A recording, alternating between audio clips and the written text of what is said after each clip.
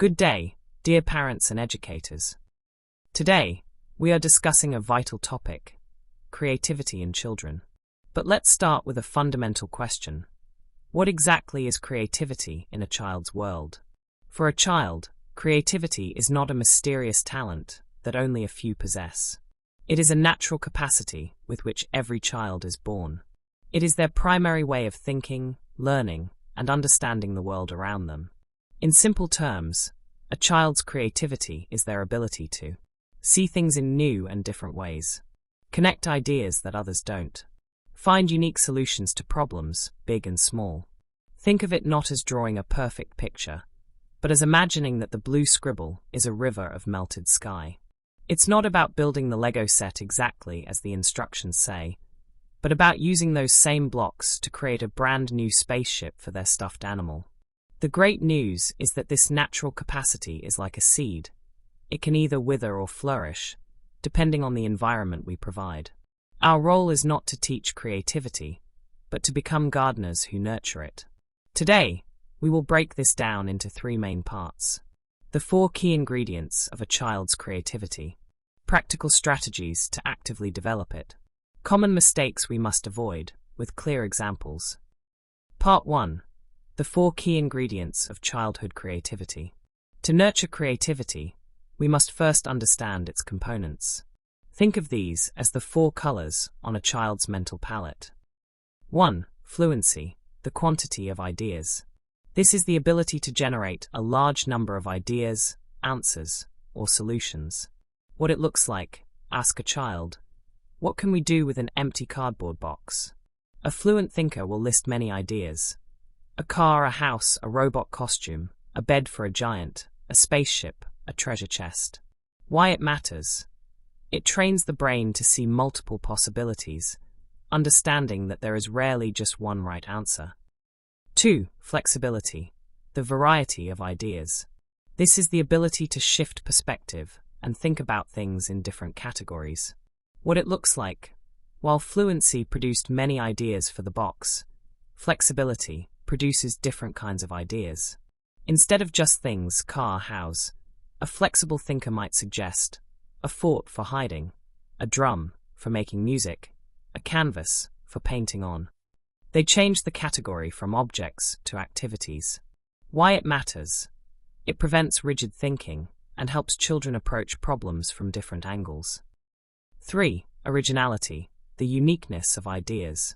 This is the heart of novel thinking, producing ideas that are unusual, clever, and truly their own. What it looks like. While most kids might see a box as a car, an original thinker might say it's a time machine to visit dinosaurs, or a shell for a shy snail. They see what no one else sees. Why it matters. This is the source of true innovation and personal expressio. 4. Elaboration, the details of ideas. This is the ability to build on an idea, adding details, and expanding it into a rich, complex story or object. What it looks like. A child doesn't just build a tower with blocks. They elaborate. This is a castle for the dragon, and this tall tower is where he guards his golden egg, and this little door is a secret escape tunnel. Why it matters. It develops planning skills, storytelling ability, and cognitive endurance. If you're a student, a writer, or just someone who loves journaling, listen up! I found the most adorable and functional digital notebook, and I can't keep it a secret. Introducing the Panda notebook! Seriously, how cute is this minimalist design? It's a digital PDF so you can print it as many times as you need for all your notes. Perfect for daily notes, school assignments, or just jotting down your thoughts. The simple line pages and Panda charm make staying organized actually fun and eco-friendly. Grab yours instantly and start organizing in the cutest way. Link is in the bio! Is your child glued to screens, missing out on crucial developmental play? Finding engaging educational activities that actually hold their attention can be tough. That's why I discovered the Little Artist's Alphabet Zoo coloring book, a lifesaver. It teaches uppercase and lowercase letters with adorable animals, like this A for ant. My kids love identifying the animals and practicing their letters, boosting focus. It's screen-free fun, helping them develop fine motor skills and creativity. Grab this amazing digital coloring book today for endless educational playtime. Part 2. Practical strategies to actively develop creativity. Now, how do we put this into practice? Here are simple, powerful strategies. Strategy 1. Curate a creative environment. Provide loose parts. Fill your space with open-ended materials like blocks, Legos, clay, fabric scraps, cardboard tubes, and buttons. These items have no single purpose, forcing the brain to imagine one. Dedicate space and time. Have a corner where projects can be left untouched for days. Ensure there are long, uninterrupted periods of free play without scheduled activities. Strategy 2. Master the art of the question. Your language can either open doors or close them. Instead of, "What is that?" if a drawing is unclear, which can make a child self-conscious. Try, "Can you tell me the story behind your drawing?" This invites elaboration and values their process. Instead of, "That's a beautiful house," praising the product.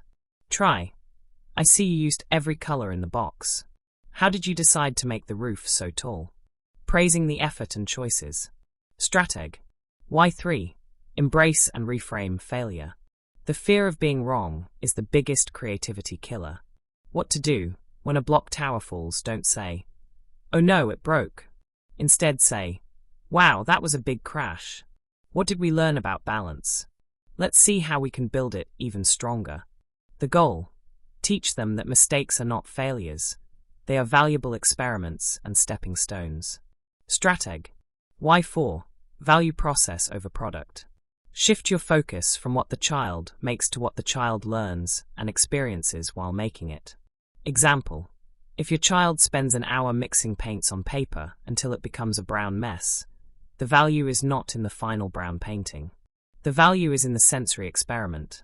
They learned about color mixing, texture, and cause and effect. That hour was a great success for their creative brain. Pa. RT3. What to avoid: common mistakes and clear examples.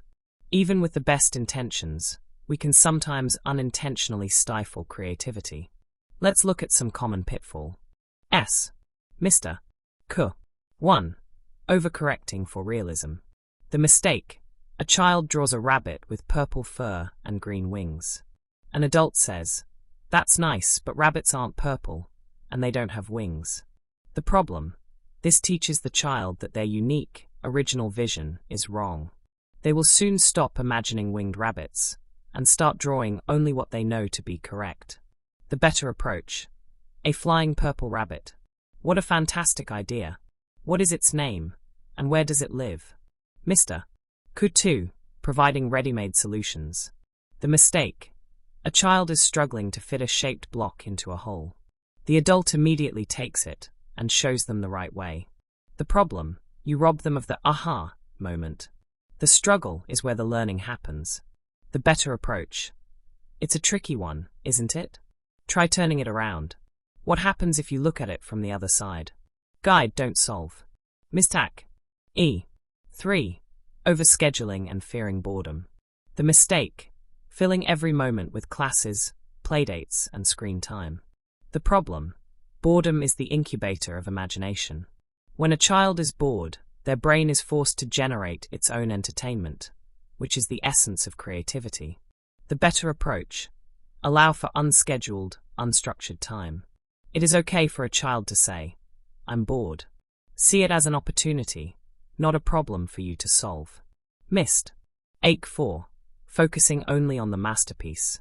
The mistake: only displaying the prettiest drawings and praising the most recognizable creations. The problem: the child learns that only perfect outcomes are valued. They may avoid trying new, difficult things for fear of not producing a masterpiece. The better approach: celebrate the messy, experimental artwork too. Say, "I love how you were so brave to try all these new colors together." This reinforces that the act of creating is what matters. Conclusion: the world doesn't need more people who can follow instructions perfectly. It needs people who can write new instructions. Your child's creative potential is like a muscle. It grows stronger with use. So this week, I challenge you to do one thing differently. Instead of correcting their imperfect drawing, ask them to tell you the story behind it. Instead of solving their problem, ask how they would solve it. Share in the comments. What's one creative activity you'll try with your child this week? Don't forget to subscribe for more insights on raising innovative thinkers. Because the children who imagine dragons today will build the spaceships of tomorrow.